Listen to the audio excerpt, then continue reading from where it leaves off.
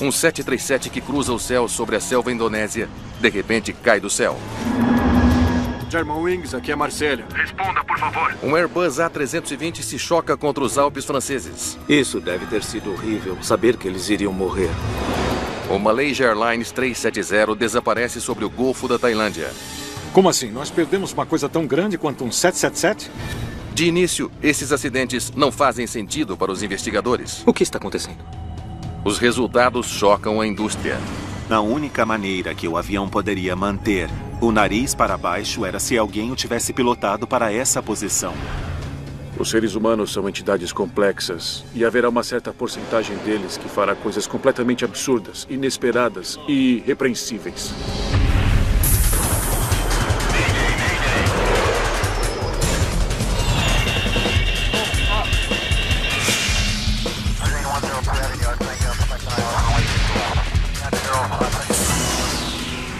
Especial de Mayday Desastres Aéreos. Esta é uma história real baseada em relatórios oficiais e relatos de testemunhas. Pilotos suicidas. Após uma decolagem rotineira de Jakarta, na Indonésia, o voo 185 da Silk Air atinge a altitude de cruzeiro. 19 de dezembro de 1997. Boa tarde, senhoras e senhores. Aqui é seu comandante. O meu nome é Tsu Wei Ming. E na cabine de comando comigo esta tarde está o piloto Duncan Ward.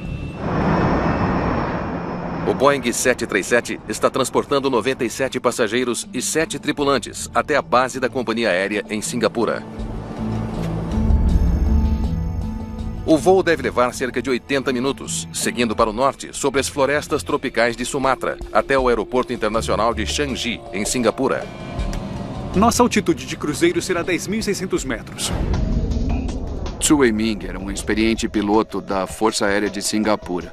Ele fazia parte da equipe acrobática. Ele sempre foi considerado um piloto acima da média. O copiloto de hoje é Duncan Ward, de 23 anos, piloto nascido na Nova Zelândia que tem voado com a Silk Air há pouco mais de um ano. O Duncan, inicialmente, descobriu a paixão de voar aos 14 anos de idade. De repente, ele tinha um propósito na vida. Eu acho que é a melhor maneira de descrever isso.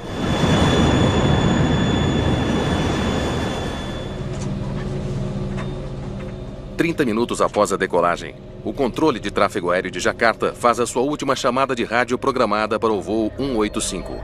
Silk Air 185 mantém a 350 na PARD e entra em contato com Singapura 134.4. Silk Air 185, entendido. 134.4 antes do PARD.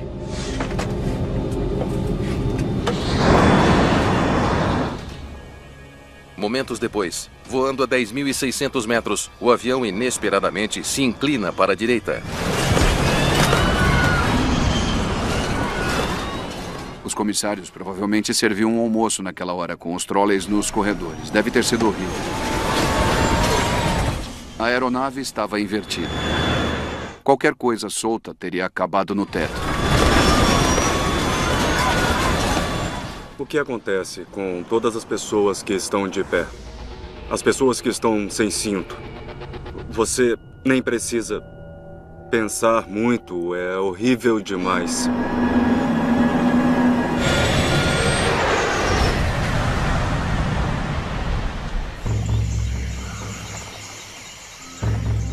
Todos os 104 passageiros e tripulantes morrerão. O 737 está submerso sob as águas turvas e lamacentas do rio Musi, na Indonésia. Foi apenas algo que, como pai, foi tão horrível que isso tem um enorme efeito psicológico em você. O investigador Santoso Sayogo, da Comissão Nacional de Segurança nos Transportes da Indonésia, se encarrega da equipe. Esvazie esses sacos. Coloque com os outros sacos para processamento. O que fizemos foi ir ao local do acidente, observar e depois registrar e preservar tudo o que poderíamos usar para investigar posteriormente. Os investigadores precisam descobrir por que o Silk Air 185 caiu do céu em um dia calmo e claro, sem sinal algum de problemas. Já que o 737 é fabricado nos Estados Unidos, o investigador de acidentes aéreos americanos Greg Faith é chamado. É bom ver você. Uma das nossas principais preocupações era tentar obter o gravador de dados de voo e o gravador de voz da cabine de comando, porque realmente ajudariam a estabelecer o rumo da investigação, em quais direções, em quais elementos realmente precisávamos concentrar nossas energias. Vasculhar o rio Musi em busca das duas caixas pretas é uma verdadeira provação. A visibilidade na água era de praticamente 15 centímetros diante de seus olhos. Eles tiveram que nadar e sentir no fundo, na lama, o que eles achavam ser partes do avião, pegá-los e trazê-los para a superfície. No quinto dia da investigação, eles dão sorte. O gravador de dados de voo, ou FDR, finalmente é localizado na lama do rio. Eu posso confirmar. É o FDR. Ligeiramente danificado, mas não parece tão ruim. Enviamos o gravador de dados de voo para nossos laboratórios na Comissão Nacional de Segurança de Transportes porque os indonésios não tinham um laboratório como o nosso. Enquanto os mergulhadores continuam procurando desesperadamente pela outra caixa preta, chamada de CVR, ou gravador de voz da cabine de comando, o treinador de voo da Silk Air, Peter Macmillan, começa a analisar os dados de radar na Indonésia e descobre que o avião deu um mergulho bizarro e dramático. Ai, meu Deus. Dê uma olhada nisso. Os primeiros 35 minutos são completamente normais. Mas os últimos 30 segundos do registro do radar pintam uma imagem aterradora. A aeronave desapareceu do sinal do radar quando ficou abaixo dos 6.000 metros. Mas quando a aeronave deixou os 10.600 metros e caiu para menos de 6.000 metros, a taxa aproximada de descida foi de mais de 9.000 metros por minuto. A taxa máxima de descida é normalmente na ordem de 1.500, 1.800, 2.100 metros por minuto. Essa foi uma descida de grande magnitude. Os investigadores podem apenas imaginar o que estava acontecendo na cabine. Algo que apenas o CVR, ainda enterrado na lama, pode dizer a eles. Estávamos muito otimistas devido às condições naquela época. E então, no último dia da operação de dragagem... Tem alguma coisa a relatar? Gravador foi encontrado. Pode repetir? Gravador encontrado. O CVR foi encontrado sob 8,5 metros de lama, no fundo do rio Musi. Foi muita sorte. Levará tempo para extrair as informações do gravador de voz. Enquanto isso, os investigadores receberam uma cópia impressa da velocidade, altitude e direção do avião e dezenas de outros parâmetros do gravador de dados. O que aconteceu aqui? Aquilo revelou para mim que o gravador de dados do voo parou ainda no ar. Nos primeiros 34 minutos e 14 segundos, todos os parâmetros de voo são normais. Aí o gravador de dados para de funcionar e então o avião começa a mergulhar.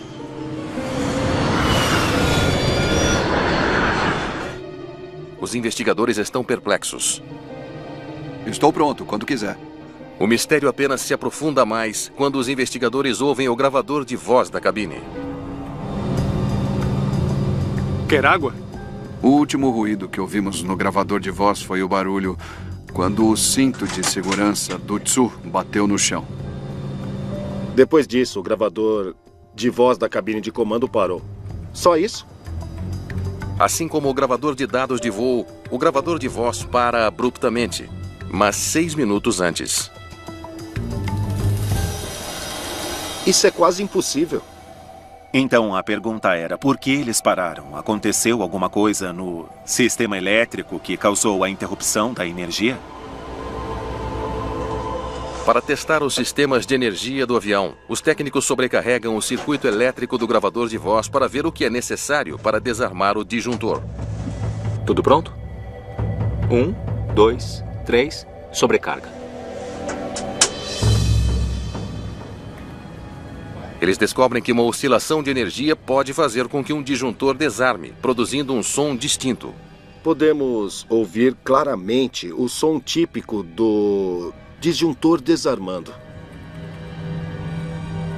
Contudo, quando eles ouvem os segundos finais da gravação do Silk Air, esse som não aparece. Aquilo nos diz que o dispositivo eletrônico não falhou graças a uma sobrecarga na qual você tem um surto de energia que pode desarmar o disjuntor. Se não houve uma oscilação de energia e nenhuma outra falha no sistema elétrico do 737, como o gravador de dados e o gravador de voz poderiam falhar? Os investigadores enfrentam uma possibilidade perturbadora. Sabe o que isso significa? Eu sei. As caixas pretas não falharam. Então, elas foram desligadas de propósito? Investigadores confrontam a terrível possibilidade de que um dos pilotos no Silk Air 185 fez o avião cair de propósito.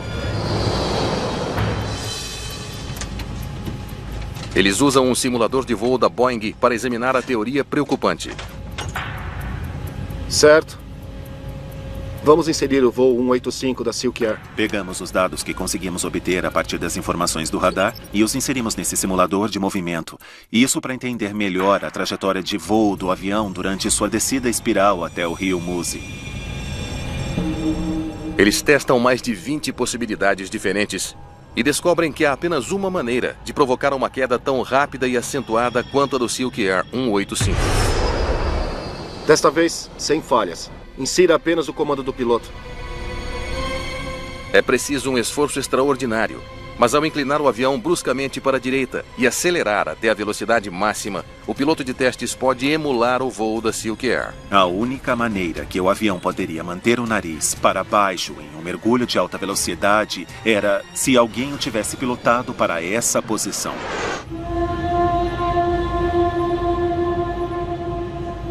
É uma conclusão chocante. Um dos pilotos derrubou o avião de propósito, matando todos a bordo. Mas agora os investigadores devem descobrir quem foi o comandante ou o copiloto. Quer água?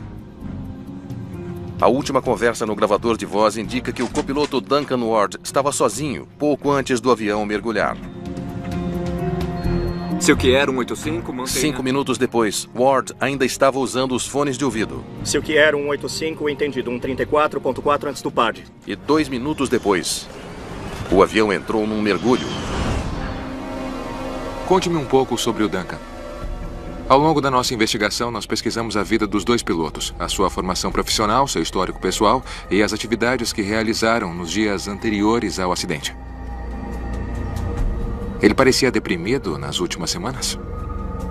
Não há nada na ficha pessoal ou profissional de Duncan Ward para suscitar qualquer preocupação. Su Wei-Ming era casado e pai de 3 meninos em idade escolar. Boa tarde, senhoras e senhores. Aqui é o seu comandante. O meu nome é Su Wei-Ming. A carreira do ex-piloto da Força Aérea na Silk Air ia bem. Mas suas finanças pessoais iam de mal a pior. Descobrimos que o comandante estava sob um estresse financeiro significativo na época do acidente. O problema resultou na negociação de títulos de alto risco online.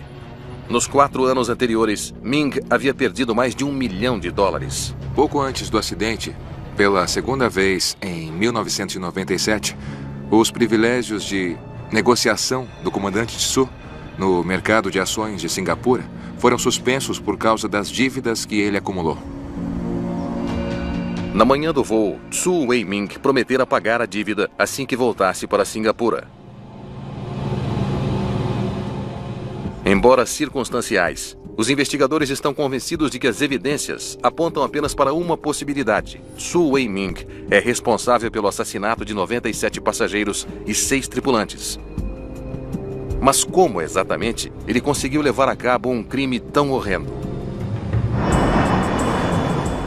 Sem o gravador de voz, ninguém saberá ao certo o que aconteceu a bordo do voo 185. Mas os investigadores têm uma teoria. Vou lá atrás um momento. Termine o seu almoço. Se ele estivesse saindo da cabine, a sua mão direita provavelmente estaria a poucos centímetros do disjuntor do gravador de voz da cabine.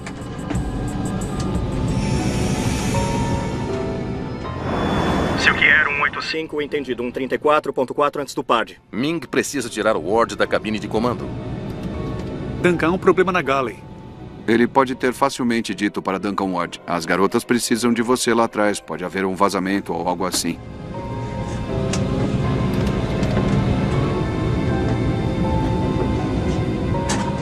Toda pessoa que permanece na cabine de comando é obrigada a trancar a porta.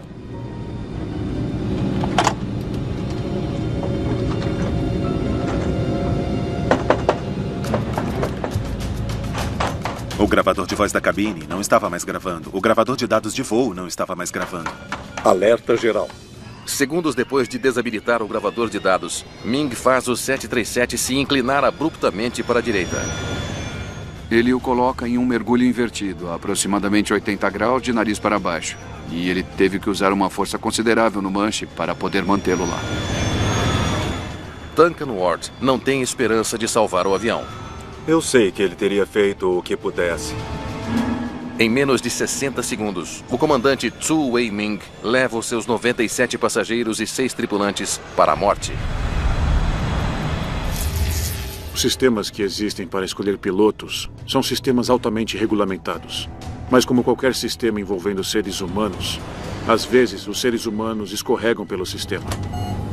Trancada. Germanwings, aqui é Marcelo. Célia, responda, por favor. O que está acontecendo? Abra essa maldita porta! É uma manhã ensolarada no aeroporto de Barcelona, na Espanha. 24 de março de 2015. Lista de verificação pós-partida. Antigelo. Antigelo desligado. Posição do leme. Posição do leme é 0. A tripulação do voo 9525 da Germanwings está se preparando para a partida. A maioria dos 144 passageiros é da Alemanha e da Espanha. A bordo do voo para Düsseldorf está um grupo de colegiais alemães do ensino médio que acabaram de concluir um intercâmbio cultural. Poltrona na vertical. Sim. A cantora Maria Radner está viajando com seu marido e o filho pequeno. A estrela da ópera em ascensão acabou de completar uma série de apresentações na Espanha. Eu estava muito orgulhoso da Maria. Eu fiquei muito feliz por ela ter escolhido uma profissão que realmente amava. Ela fazia música e usava a sua bela voz para levar alegria às pessoas. Comissários de bordo, fiquem em seus lugares para a decolagem. O comandante Patrick Sondheimer é um ex-copiloto da Lufthansa, que recentemente foi transferido e promovido a comandante na Germanwings. Você tem um controle? Eu tenho controle.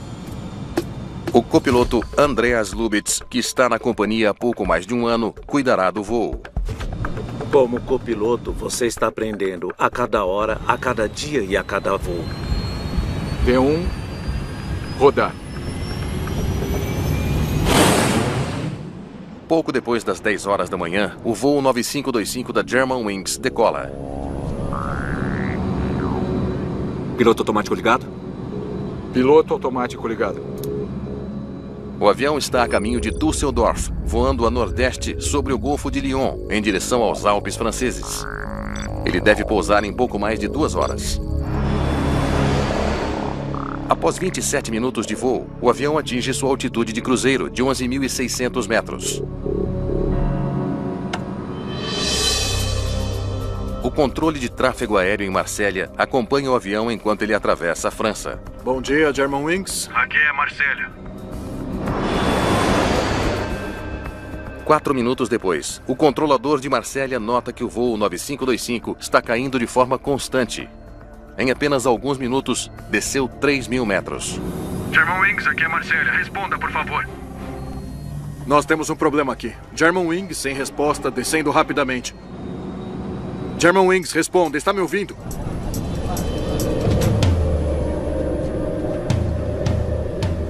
Já estamos pousando? Parece estranho, porque nós não deveríamos estar.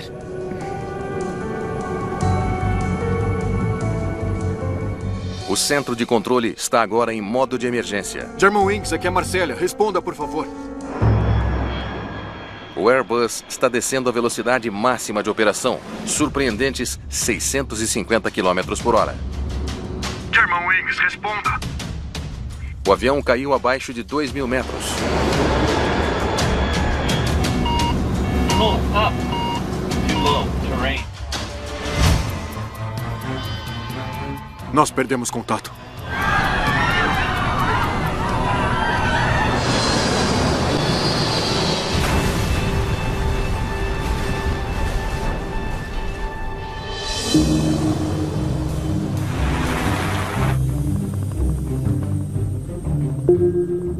Os primeiros helicópteros que voaram sobre o local encontraram apenas uma aeronave destruída. Estava toda partida em pequenos pedaços. Eles concluíram na hora que não poderia haver sobreviventes em um acidente como aquele. Era impossível alguém sobreviver. Entre os mortos, Maria Radner e sua jovem família. Você fica totalmente tomado pelo pesar. Você não consegue pensar em nada além da morte de seus filhos. Realmente é uma situação terrível. É o pior desastre aéreo em solo francês em mais de 3 décadas. A Agência de Investigação de Acidentes, BEA, vasculha o local em busca das caixas pretas.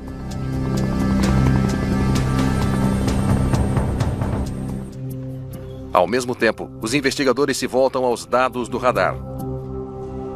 Vamos ver como o avião estava voando.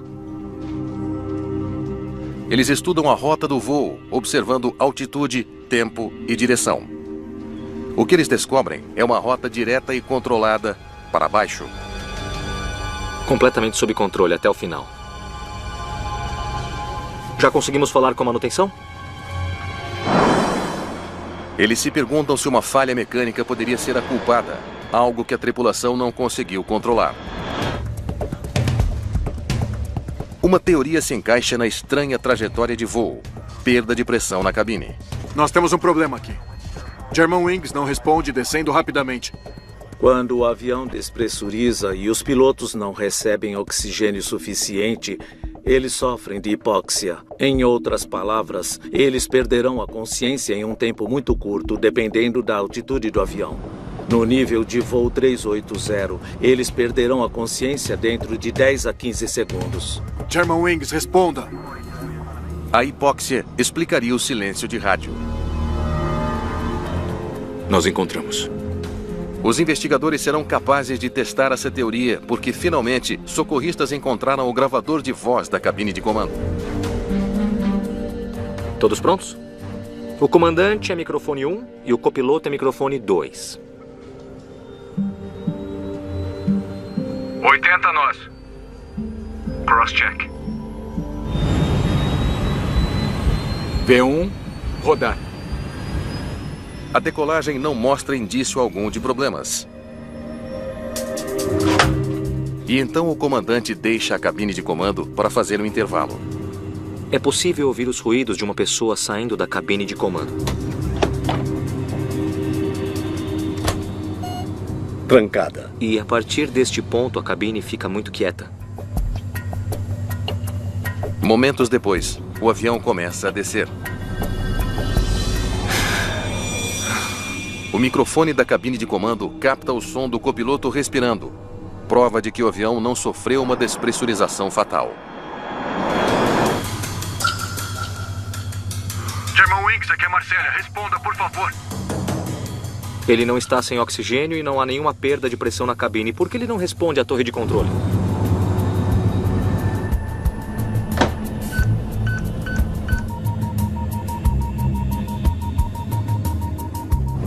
Para destrancar a porta, o copiloto precisa acionar um interruptor. Mas não há resposta de Lubitz. Por que ele não destranca a porta? Lubitz! O avião agora está voando muito baixo, acelerando em direção aos Alpes. O som das batidas fica cada vez mais alto. Ouvir as batidas na porta é muito perturbador porque não é o que você está acostumado a ouvir quando você ouve os gravadores de voz.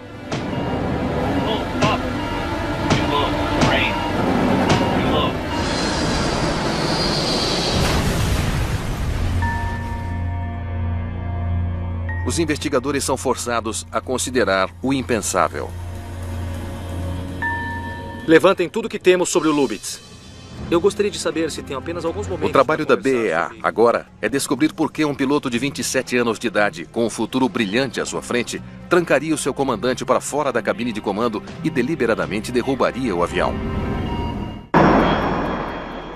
Os investigadores precisam saber por que o copiloto Andreas Lubitz trancaria o seu comandante para fora da cabine de comando e derrubaria o voo 9525 da Germanwings.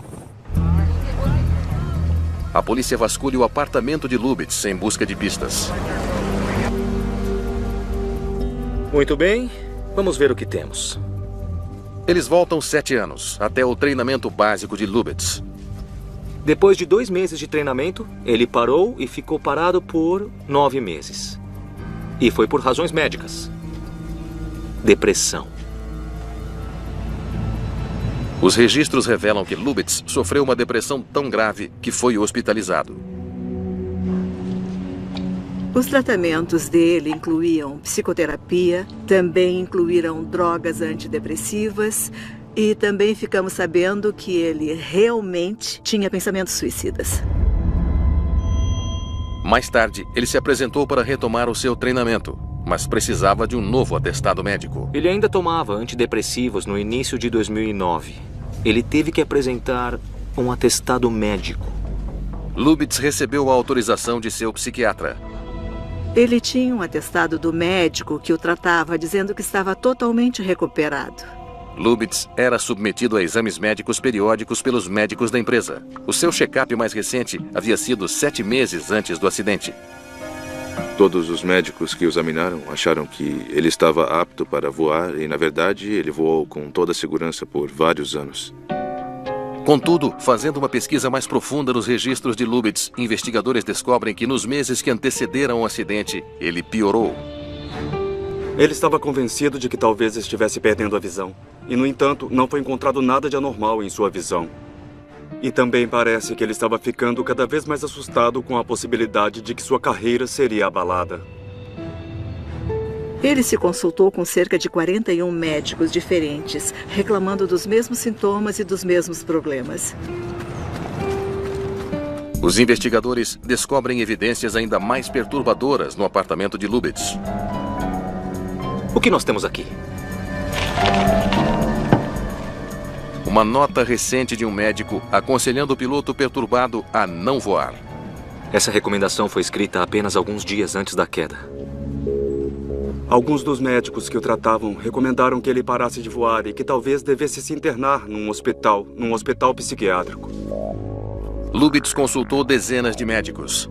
Por que nenhum deles entrou em contato com a companhia aérea para alertar sobre o estado mental deteriorado do piloto? No sistema alemão, os médicos podem potencialmente serem processados se violarem a confidencialidade médica de seus pacientes.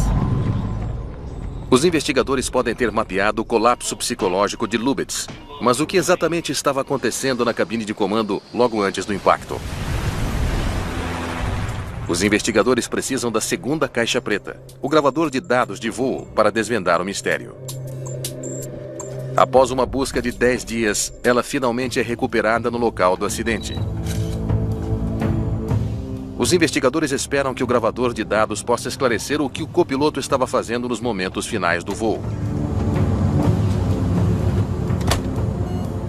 Trancada. 30 metros. Logo depois que o comandante saiu, ele estabeleceu a altitude em 30 metros. Sozinho na cabine de comando, Lubitz baixa a altitude para sua configuração mais baixa e gira o controle de velocidade várias vezes até atingir a velocidade máxima de operação. Ele estava consciente até o fim. Ele estava ativamente controlando o avião. Abra a porta! Está trancada, tem algo errado. Abra a porta! Lubitz! O que está fazendo? Me deixe entrar!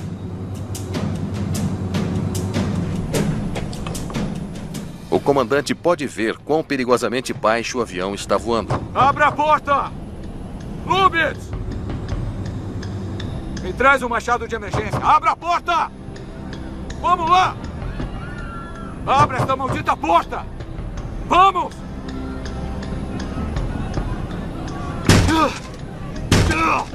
O comandante estava, é claro, desesperado para entrar na cabine de comando. E ele sabia que a descida continuava. Abre essa maldita porta! Na cabine, a tripulação estava observando. Deve ter sido horrível para eles, sabendo que iam morrer. Germanwings, responda. Pode me ouvir? Meu filho, eu te amo.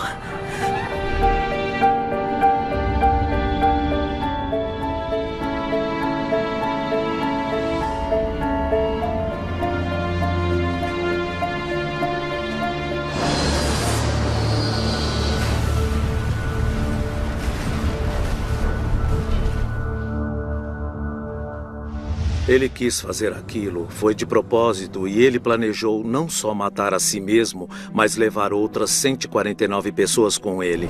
Eu te amo, filho. Toda noite, quando eu vou dormir, eu vejo uma imagem na frente dos meus olhos. Eles estão batendo em uma grande montanha. Essa imagem nunca vai embora. A queda do voo 9525 levanta questões difíceis sobre o dever de confidencialidade médico-paciente e se os médicos devem alertar as companhias aéreas quando necessário. A questão permanece sem solução. É vitalmente importante para a equipe de investigação de qualquer acidente não incluir nada e não descartar nada até que as provas apontem para uma direção. Malaysia 370, pode me ouvir? Quando o voo 370 da Malaysia Airlines desaparece sobre o Golfo da Tailândia... Como assim? Nós perdemos uma coisa tão grande quanto um 777? Aeroporto Internacional de Kuala Lumpur, Malásia. 8 de março de 2014. O voo 370 da Malaysia Airlines está concluindo os últimos preparativos para um voo noturno para Pequim. Afivele o seu cinto de segurança, por favor. Há 227 passageiros a bordo. Bombas de combustível? Na cabine de comando. Confere. O comandante Zaharia Ahmad Shah está no comando. Ele é um piloto experiente que está na companhia há 33 anos. Flaps acionados. O copiloto Farik Abdul Hamid está pilotando um Boeing 777 sem instrutor pela primeira vez. Lista de verificação pré-voo concluída. Estamos prontos, comandante. Bom. Malaysia 370, pista 32 direita. Você está liberado para decolar. A rota de voo do Malaysia 370 seguirá o corredor aéreo que vai para o nordeste, sobre o Golfo da Tailândia, antes de seguir para Pequim. A viagem leva cerca de 6 horas. Malaysia 370, mantendo o nível 350. 20 minutos após a decolagem, eles atingem a altitude de cruzeiro de 11 mil metros. Quando você leva um grande jato até a altitude certa e você o coloca no piloto automático, você nivelou, você executou sua lista de verificação cruzeiro, aí é hora de desafivelar o cinto e relaxar um pouco.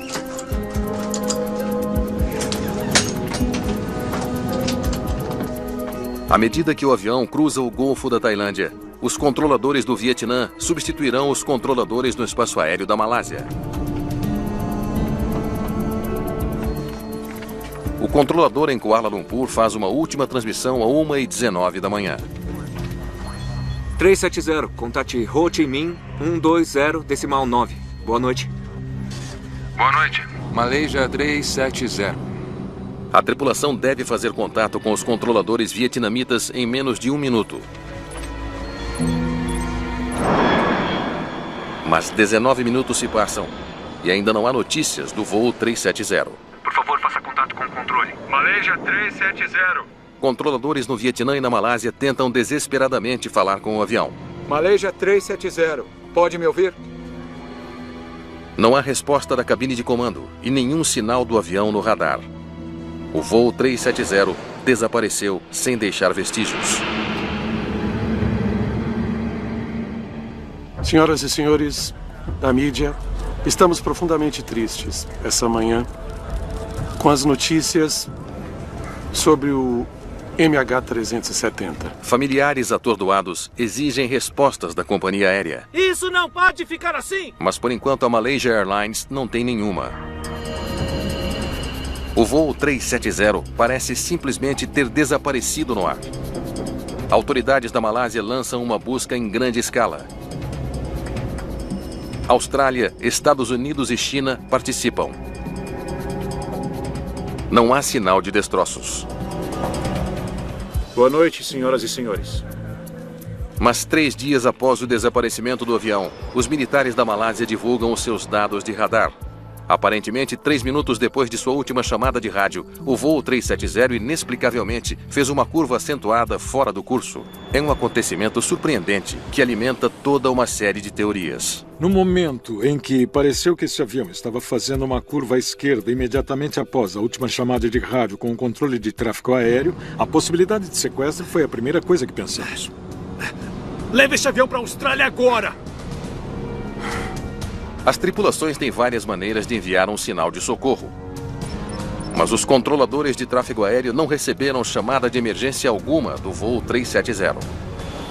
Pela mesma razão, um incêndio a bordo quase certamente não aconteceu. Fogo no compartimento de carga. O principal problema de um incêndio não parecer provável para mim é que a primeira coisa que não houve foi chamada de rádio. Já que uma emergência a bordo é improvável, as autoridades se concentram em uma pista preocupante. 120.9. Boa noite. Hoje a noite está agradável. Malaysia 370. 2 minutos após a última comunicação de voz da cabine de comando, o transponder do voo 370 é desativado. Os transponders transmitem informações como número de voo e posição para os controladores em solo. Ainda mais preocupante, alguns minutos após o transponder desligar, o sinal do sistema ACARS também desliga. O ACARS, Sistema de Comunicação e Endereçamento de Aeronaves, utiliza satélites para transmitir informações técnicas entre o solo e a aeronave em voo, mas não fornece dados de localização constantes. Desligar o transponder é extremamente simples, mesmo em um jato sofisticado como o 777. Desligar um ACARS não é tão simples, requer muito conhecimento. O único propósito desses sistemas é se comunicar com o solo. E não há conexão elétrica óbvia dos motivos de ambos desligarem, exceto por envolvimento humano. Os investigadores se deparam com uma pergunta terrível. Todo o contato do voo 370 foi interrompido intencionalmente? Especialistas suspeitam que alguém a bordo do voo 370 desligou o transponder do avião e o sistema ACARS, que transmite informações técnicas entre o solo e a aeronave. E então a investigação toma outro rumo perturbador. Em Londres, a Inmarsat, a empresa que administra a rede de satélites ACARS, faz uma descoberta surpreendente. Mesmo depois que o avião desapareceu do radar e o seu transponder foi desligado, o seu computador ACARS continuou a responder sinais automáticos de uma estação terrestre a cada hora, até às 8h19 da manhã. É feito através de um handshake invisível ou ping entre a rede e a unidade em si. A aeronave continuava a sinalizar um pedido de serviço. Não por minutos até sumir, mas por mais de 7 horas depois de ter desaparecido do sistema de radar. É uma descoberta chocante. O voo 370 não caiu no Golfo da Tailândia, mas ficou no ar por mais 7 horas. De repente, uma área de busca limitada ao mar da China Meridional poderia agora se espalhar do Oceano Índico para o Pacífico Sul. O que poderia estar acontecendo a bordo durante todo esse tempo? Agora sabemos que foi em certa direção, que ele viajou por milhares de quilômetros, mas se alguém estava vivo ou não, não sabemos.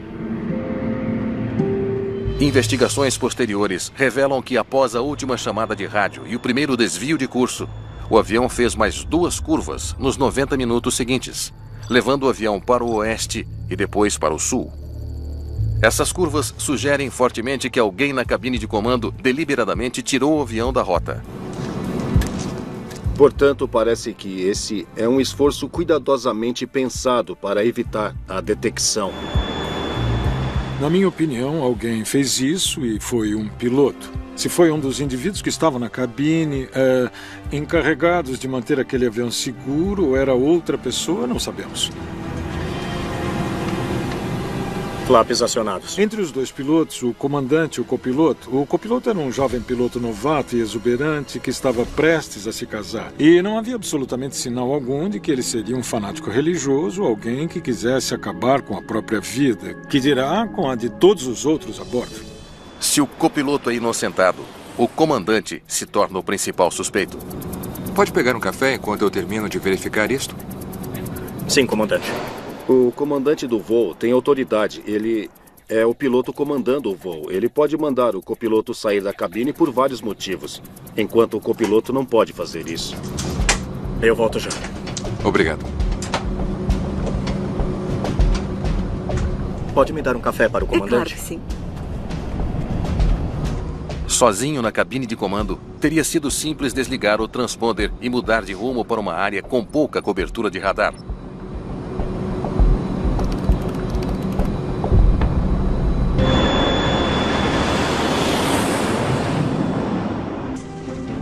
Se o comandante do voo 370 assumisse o controle da cabine de comando e sequestrasse o próprio avião...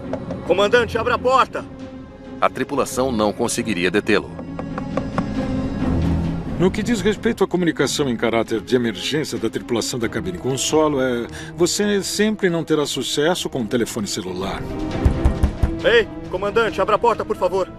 E não existe modo algum de pegar um telefone, derivar da cabine de comando e fazer uma ligação para o solo. Você literalmente não tem o que fazer.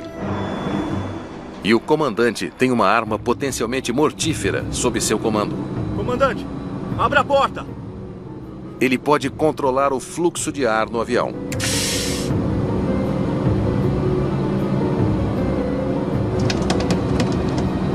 Comandante! O voo da Malaysia estava voando a quase 11 mil metros. Isso é mais alto que o Monte Everest. E sem oxigênio, você pode ter de 30 a 60 segundos de consciência útil. Coloquem as suas máscaras, coloquem as suas máscaras. Uma perda de oxigênio na cabine teria provocado a liberação das máscaras de oxigênio. Mas os passageiros teriam ficado sem oxigênio em cerca de 12 minutos. Com a tripulação e os passageiros subjugados, teria sido uma tarefa simples para o comandante pilotar o voo 370 noite adentro, possivelmente para nunca ser encontrado. O mundo inteiro tem interesse em descobrir o que aconteceu para que possamos evitar e que nunca mais isso aconteça novamente. Não desista jamais. Este desaparecimento continua sendo um dos maiores mistérios da aviação de todos os tempos. Houve 6 acidentes nos últimos 40 anos em todo o mundo que parecem ter sido uma ação deliberada. Em comparação com o número de suicídios na população geral, os pilotos suicidas são estatisticamente quase inexistentes. Mas de vez em quando, esses pilotos emergem da obscuridade para infligir seus terríveis planos a passageiros inocentes. Tudo o que a aviação mundial pode fazer é permanecer o mais vigilante possível. Suicídio é algo muito raro. Ele acontece. E quando ocorre, a indústria tenta aprender com isso e ser mais minuciosa na análise do desempenho dos indivíduos, tanto físico quanto mental, para tentar enxergar esses sinais de alerta o mais rápido possível e saber lidar com eles.